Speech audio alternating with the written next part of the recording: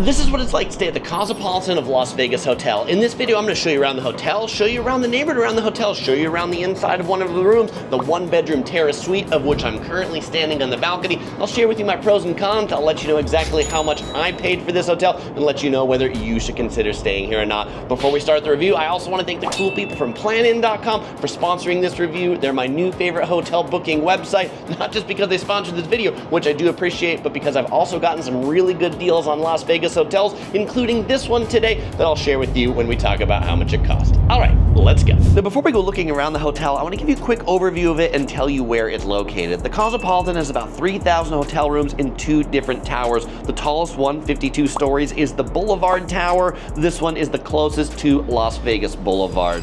The bigger tower, not in height because it's actually shorter, 50 stories, but more rooms, is the Chelsea Tower. This one's pushed back from the strip and is closer to the Interstate 15. So looking off the balcony this way, next to the Chelsea Tower, we have the Vdara and the Aria in the City Center complex. This back here is the Interstate 15. We have the Park MGM. We've got a couple of condo buildings. We've got the Waldorf Astoria. Beyond that, the New York, the Luxor, and the Mandalay Bay. Over out here, we have the airport, the MGM Grand, the new Boulevard Shopping Center, Polo Towers. This is a Marriott timeshare, the MGM Signatures, and then just over here, the Planet Hollywood with the Hilton Grand Vacations in the back. On the other side of the hotel, right next to it, is the Bellagio with the iconic fountains. So if you have a room on that side of the hotel, well, you might have an amazing fountain show view. Now that we know where the hotel's located, let's take a look a little bit around the common areas of the hotel. We're gonna start from the valet entrance because this is where the check-in is. This is in the Chelsea Tower, the bigger of the towers. So if you are self-parking, you'll wanna park in the Chelsea Tower part of the parking garage to be close to check-in. There's a few different check-ins. There's a priority check-in right here for MGM Rewards Gold, Platinum, Noir, and Marriott Bonvoy, Platinum, Titanium, and Ambassador. There's also a VIP check-in. I assume you'd know if you got that. And then the regular check-in over here. When I checked in, this is roughly what the line looked like. So, yeah, pretty big line if you're not in the fancy check-ins. The elevator setup. There's elevators that'll bring you up to the garage, and then there's elevators that'll bring you up to the guest room floors. There's 2 sets for each one. Now, the ground floor, mostly casino on this floor. Casino, few bars, few lounges, and then as we get up to the further floors, that's where we'll find the restaurants and the shops. When you go above that, there is a pool and a fitness center in each tower. Now, if your room happens to be in the Chelsea Tower, really short walk from check-in. It's just right across from the check-in counters. If your room is in the Boulevard Tower, then it's a bit of a longer walk to it. I mean, this hotel's not that big, so it's not like you're schlepping across the MGM Grand or something, but you know, it will take you maybe 3 to 5 minutes pulling your luggage across the lobby to get to the Boulevard elevators from the actual check-in lobby.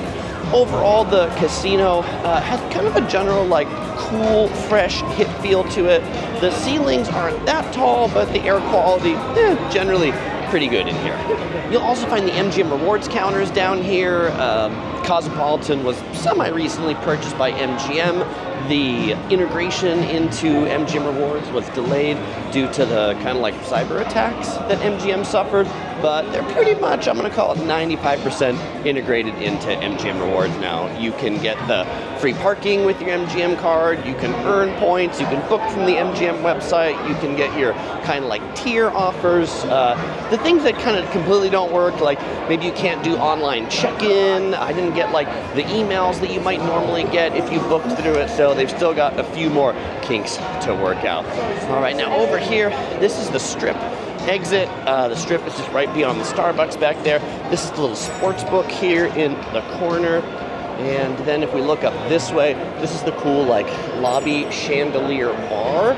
It goes up to like 1.5 floor, and there's a couple elevators that'll take you up there along with the escalators. So let's go up to level 2 now, where we're gonna find a lot of the cheap eats type restaurants. Then the 3rd floor, we've got the high-end restaurants. All right, so at the top of that escalator, up on the 2nd floor, as we come out of this corner, is a outpost of Momofuku.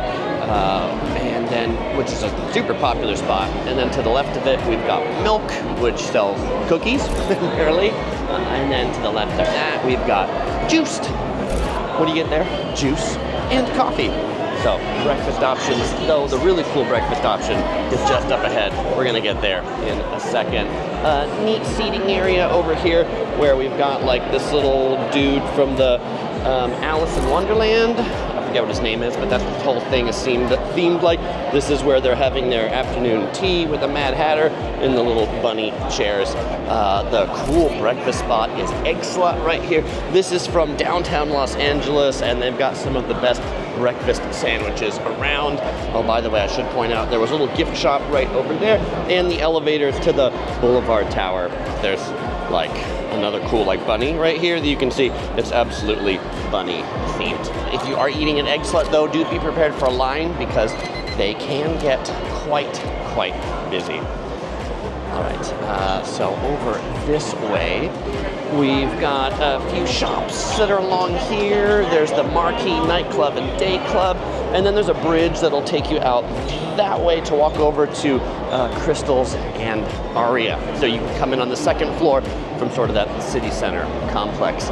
All right, there's a cool food hall here called Block 16 Food Hall. What's that code for? That means it's an expensive food court. I really like Hattie B's Nashville hot chicken right here. Actually, I just had this right before I shot this for dinner.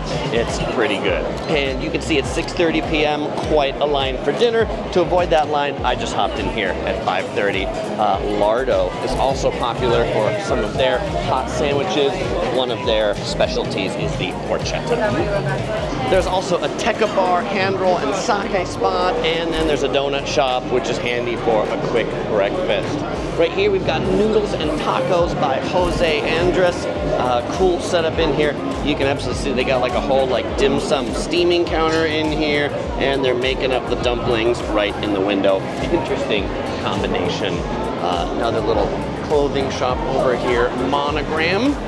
Doesn't look like it's too busy, but I feel like a lot of these hotel clothing shops like that are designed for if you came here in the winter, which is right now, and you're like, Vegas is actually cold. A lot of people don't think Vegas is actually cold, but let me tell you it is, which is why what you see right by the front door, jackets, long sleeves, sweaters, because a lot of people come in the winter and they really didn't bring enough warm weather clothes.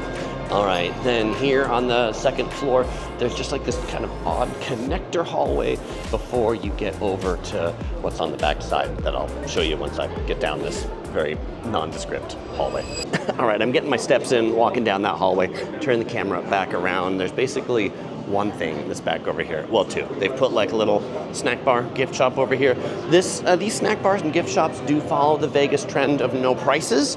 So, it would not be weird for you to go up and ask how much something costs before you buy it, because you can't actually tell otherwise. So over here we have the Wicked Spoon Buffet, which is their buffet here at the Cosmopolitan, which actually isn't open all the time. Like, it's not actually open for dinner tonight. Like, they have some pretty weird hours now, so if you do want to eat at the Wicked Spoon, make sure you check out when they're actually open so you can eat there. And then over this way, there's a relatively new bridge that you can also walk direct to the Aria Vidara and the Bellagio from this backside of the Cosmopolitan. Oh, and I forgot to point this out. I just walked right past it because they don't seem to be open right now. Super Frico Italian-American psychedelic dining, a really trippy Italian restaurant. And you can look at some of the prices right here for the mains. Now that we've seen everything on the 2nd floor, let's step the escalator to the 3rd floor and check out what's up there. So I took the escalators up in the Chelsea Tower, and on the Chelsea Tower side, it's basically just conference or meeting rooms, and then another one of these long hallways to take you back to the Boulevard Tower where all the restaurants are. Why? Because again, that's the part that's closest to the Strip, so they want people who are on the Strip to have easy access to all the eats. All right, so popping out the end of that hallway into the Boulevard Tower, first thing we've got Blue Ribbon, steaks, chops, and seafoods. You can see a nice kind of moody lounge type vibe, which is what a majority of the restaurants tend to have up on this floor. Oh, by the way, there's this thing right next to Blue Ribbon down this hallway, which is like all the rage for people to eat at. I sound a little sarcastic because this is called Secret Pizza. It is the biggest non-secret in the world because everybody knows it's here. But it's called Secret Pizza because it doesn't have a sign. You kind of have to know it's down this hallway. If you're in the Cosmopolitan, it's pretty decent pizza to have, but I don't know that I would seek this place out specifically. How much does it cost? Cheese slice, $6.50, one topping, $7.50, and you can get a whole pie for about 30 bucks. Which I will say, the whole pies are pretty big, and so if you're feeding a family, 30 bucks to feed a whole family here, pretty good deal. All right, coming out of that hallway, we have Jaleo by Jose Andres. This is his Spanish tapas style restaurant. I've eaten there. That's pretty good eats in there. Funky little tables, like the table right here is a like foosball table. And you can see that like the Cosmopolitan setup is really not to be stuffy, but really just to be kind of like, I'm gonna call it fun. The Beauty and Essex Restaurant Lounge and Pawn Shop, and this is their pawn lounge. These are some cool tables right here. Yes, and there's a little pawn shop and I guess restaurant back in here. And over here we have Red Plate for Chinese food, and then back over this way, Scarpetta, which, what do we got at Scarpetta? Italian eats. And then continuing on the third floor, just beyond the escalators, we've got a few acronym restaurants. We've got STK, which is a steakhouse. We've got LPM, which just kind of seems like high-end food. And then we've got Zuma over here, just beyond this little art thing.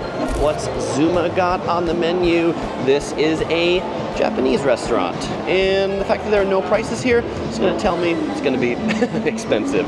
You can view the menu right there. The fourth floor rooftop of the Boulevard Tower is usually home to a swimming pool. I was here in winter, and so instead it was an ice skating rink. If you wonder what the pool looks like, just imagine this when it's not frozen. The 14th floor of the Chelsea Tower is home to the Chelsea Pool. This pool, while I was here, was the only one that was open. It opened at 10 a.m. Great views out on the different hotels in the area. Normal pool plus a hot tub, lots of place to sit. Though I can imagine this summer this would get kind of busy because for such a big hotel, the seating area actually seems to be a little bit small. There's also the spa, salon, and hammam up here, Sara. And then the big fitness center is up here too. This is only open from 5 a.m. to 6 p.m., but it's really large. It's got lots of machines, it's got weights, it's got Theraguns, it's even got tennis courts that you could play on. If you do want to work out when this one isn't open, there's a 24-hour fitness center in the Boulevard Tower. A lot smaller, but hey, that'll work out in a pinch when it's nighttime. To get you to the guest room floors, there are two sets of elevators. The first ones go up to the lower floors, and then the second ones go up to the higher floors. Same setup in both towers. There aren't any security guards to get you to the elevator, but you do have to put your room key here if you want to unlock the guest room floors. The elevators themselves are quite big and also have some interesting art screens on the back. And for people who enjoy their drinks cold like me, they've got you covered. You'll find ice machines on every guest room floor. Now that we've seen everything around the hotel, let's check out the inside of one of the rooms. This is room 5688, a one-bedroom terrace studio in the Boulevard Tower on the 56th floor. First, as you come in, is the living room of sorts. Some interesting artwork there on the wall. A big curved sofa, two little tables right here. We've got a nice seating chair off on this side, some notepads in this corner, some more interesting artwork up on this wall, including a dog with some cool hair. Over here, there's a television in this room above the mini bar. There's a ice bucket. These are all mini bar things inside the fridge mini bar. We've got a little bit of personal space down there, which is always nice. And then in here, we've just got some extra cabinets for you to put your stuff in. Oh, and there's a actually separate refrigerator in here just for your stuff. So that's extra cool. I think the minibar bottom said that was the freezer section. Oh, that was loud closing those doors. Okay, closets here. We're gonna come back and take a look at that in a moment. This is the bedroom part that does, in fact, have a door that closes all the way. So if you want to close off the bedroom from the rest of the hotel room, you totally can. Big king-size bed right there. Headboard that kind of like extends up into the ceiling, like with the wallpaper on the back. Lots of light in here. I like that all these lights were on when I came in the room, which is nice. I hate having to like turn on all the lights for everything. Some switches over here that you can like turn them all on or off if you want to. That turned off all the lights except for the little nightstand here. Let's turn those all back on.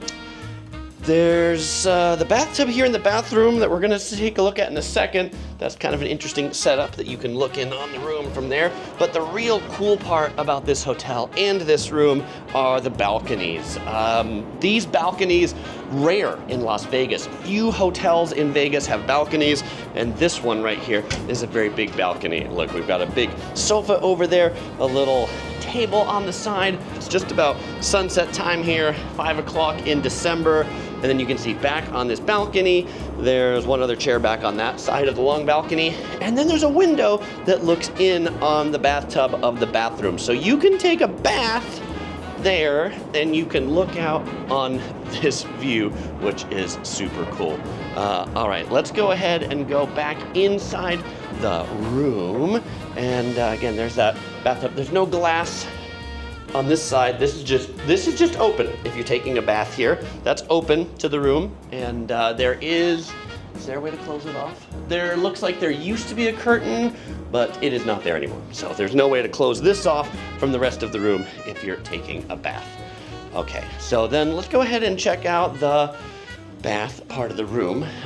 So this is the sinks right here. 2 sinks, nice bright mirrors where you can do all your makeup or your shaving. We've got some Cosmopolitan common amenities over this way. There's some drawers in here that have the hair dryer and just a little empty drawer down there. Okay, so to get to the bathtub, you go through the shower, and this opens up the door into the shower. The bathtub's right there. There is one fixed head up here. The soaps, things like that there. I'm surprised there's not like a rain head or a handheld. There's a little rack that then extends over to the bathtub. No separate soaps over here, you gotta bring your own. The bathtub has a couple of like seats in it, I guess, since it looks like a really deep soaking tub. Okay, coming back in the bathroom, the toilet is in a separate room back over here. Big size room for the toilet so you don't get too claustrophobic. Just a basic Toto toilet down here, not a washlet or anything. Light on the wall, and that door kind of like auto-closed. All right, this sink part of the room and the shower part of the room can close from the rest of the room with a little sliding door right there that closes that off. And then just in from the bathroom where the closets are, there's a little bench right here. So I guess maybe you can sit if you're getting dressed or something like that. The closet has 2 parts. The first part is the big illuminated part right here. Lots of room for clothes. We've got 2 robes, a luggage stand right down here. Back this way, that looks like the circuit breakers. And then over here, we have the slippers, ironing board, iron, and we have the in-room safe, and we have a little bag if you want to do some laundry or dry cleaning. Well, all right, fellow explorers, if you watch Yellow Productions hotel reviews regularly, you'll now know it's time for the Topher review, where my traveling panda Topher helps me rate the hotel on a scale of 1 to 5 Tophers. And so Topher, how many Tophers is the Cosmopolitan of Las Vegas gonna get? It's gonna get what? It's gonna get what? it's gonna get 4.5 Tophers. All right, so now, thank you, Topher. Let's talk about the pros and the cons of why this hotel got 4.5 Tophers, why it didn't get 5. Okay, now before I tell you the pros and cons, I wanna tell you how much this hotel costs to give some context for all of that. So I was here at the end of December, actually over Christmas, December 24th to December 26th, historically low season for Vegas. And Planning.com, the sponsor of this video, had some really good insider rates on this hotel, actually 26% off at $162 a night and 82 cents. Plus a $50 a night resort fee, plus some taxes. My total for the 2 nights was $522.46. By the way, if you do want to get a good deal booking the Cosmopolitan yourself, Planning.com offers some pretty good insider rates all year round on the Cosmopolitan and other Las Vegas hotels. I've used it to get 40% off staying over at the Wynn Hotel over New Year's Eve last year. I've gotten great 10% off at Caesar's Palace. I've gotten nearly like 40% off at Resorts World. To get these insider deals at Planning.com, you do have to sign up for the rates because they can't offer them to the general public, but the sign up is free. And if you do book with Planning.com, I will earn a small commission if you use the link in the description below, which really goes to help out the channel because Topher's premium bamboo is quite expensive. We thank you both very much. All right, so let's go ahead and start with the first pro. The first pro is the location. Really great location in the center of the Strip. You can pretty much walk to all of the main attractions. It's also great that you can walk to the Aria, the Vidara, the Bellagio by these new second story kind of bridge that they built in the back of the hotel.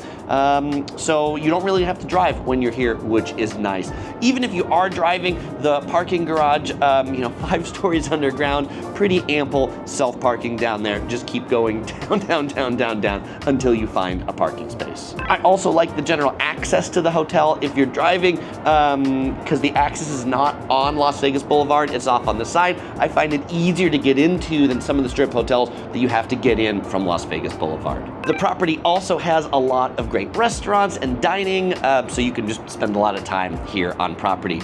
The room, fantastic. I really enjoyed my stay in this room. Maybe the challenge, it's almost too nice. It's too nice. I didn't want to go out to Las Vegas. I wanted to spend time in my room. I wanted to spend time sitting here on the balcony, just looking off.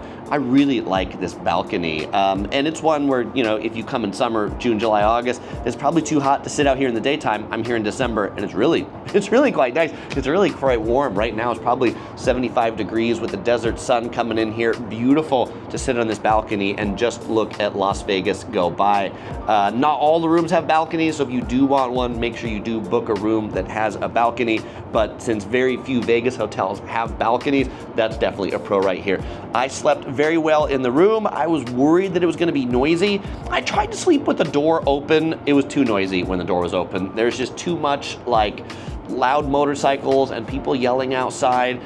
And so I did have to close the door, but the air conditioning worked well. And surprisingly, these glass doors were, I shouldn't call them soundproof, but I didn't hear any of the normal city noise anymore once I closed this door. So great sleeping conditions. The air conditioning, I could keep the fan on all night. It wasn't one of those that turn on and off. It's just a constant fan, so that's nice. Room, very clean, very well maintained. Bed was comfortable. My pillows were a little lumpy, but I'm not gonna take off any points for that. Oh, there's one more pro I forgot to mention while I was sitting outside, and it's actually the convenient access from the room down to the garage, and if you're in the Boulevard Tower, convenient access to the Strip. One of the big problems is in many Strip hotels, the rooms and the parking is so far from the Strip, you just don't actually feel like going outside or to the Strip, and it's often so far to your car. But they've put the parking garage elevators, there's 2 sets of them, one that goes to the Boulevard Tower, one that goes to the Chelsea Tower, so if you know what tower you're in, you can park close to your room, and then from those elevators, it's just like a 50-foot walk to get to the elevators to get back up to your room. And if you're in the Boulevard Tower elevators are also like just a 1-minute walk to get outside to the hotel and on the Strip, so that's pretty nice. You don't have to be schlepping around for a long way just to get outside.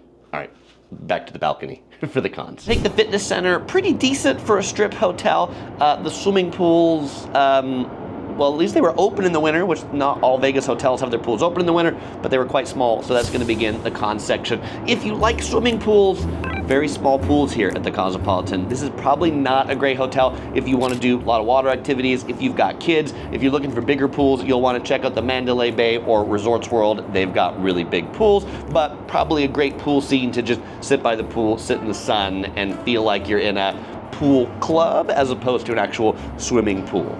Another con is actually going to be in the restaurants. While I said there's a lot of great restaurants here, there's not a lot in the way of cheap eats. Okay, there is the Block 16 food hall, which there's actually some great cheap eats in there. I wish there was more. What did I eat in there? I had the Nashville hot chicken from Hattie B's, which is really good. Hot chicken sandwich. Check that out if you're looking for cheap eats. Secret Pizza that I showed you earlier. That one's pretty good. For breakfast, the options are very, very small, very small. There's just a couple options for breakfast in the hotel. I had breakfast this morning at Egg Slut, which I waited in line for like 35 minutes to have my breakfast sandwich. And Chris, that's a long time. Why did you wait there? The donut shop across the way had like not an equivalently long line, but also a really long line. This is a con that I have for a lot of Vegas hotels, that there's just not a lot of great breakfast options. I think I'm here 2 nights. I'm recording this after the first night. I think for tomorrow morning breakfast, I'm just gonna get some food from like the ABC store or something like that and eat it out here on my balcony, because that'll be a better, cheaper, much quicker option than waiting in any of the lines downstairs to get food in the hotel for breakfast. But probably the biggest reason that I got 4.5 Tofers instead of 5 Tofers is while the room is nice and well maintained, it's not as nice as the Wynn. The Wynn does take my top spot for best luxury hotel in Las Vegas. I feel like their rooms are just immaculate and have a lot of amazing tech in them. The Cosmopolitan room, nice, but it doesn't have all the same bells and whistles that the Wynn does. Like the curtains, you can't like open and close with the push of a button.